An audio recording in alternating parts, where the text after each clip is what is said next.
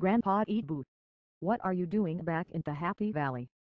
Shebu, it is so good to see you. I might ask you the same question.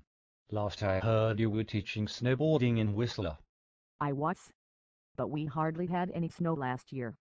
And yet the Harper government still refuses to act on climate change. But what about you, Grandpa Ebu? I thought you were tending to your vineyard in France. Well, I was, but the harvest was poor, and I just had to come back for the federal election. Now, now, Grandpa Ebu, tell the truth.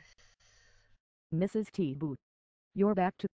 Yes, and your grandfather ate all the grapes. That's why we're back. What can I say? I'm a bear. Bears eat grapes. Ooh, yes, well enough for the backstory.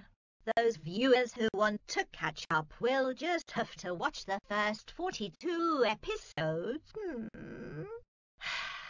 Now, what's all this foolishness I hear about a Netflix tax? The Harper government said they wouldn't impose a Netflix tax, implying that the other parties would. But none of the other parties has even remotely proposed such a thing. Ah yes, the Harper government is back to their old tricks. Remember during the last election, the Harper government said the Liberals were planning an iPod tax? Just another example of the technique of the big lie.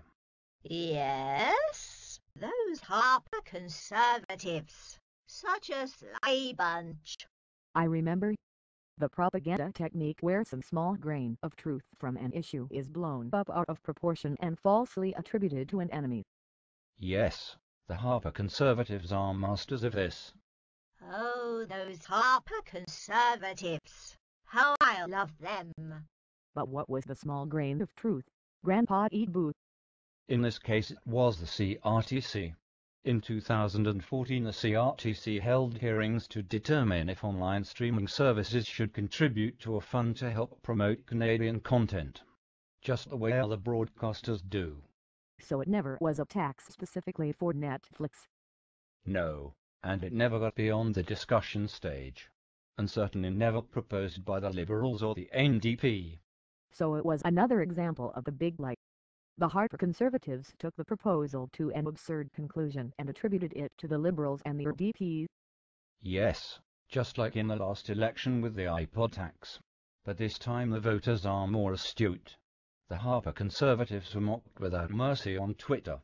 They might have got away with it during the last election, but not this time. Oh, those Harper Conservatives. How I love them. He. Tell me lies, tell me sweet little lies.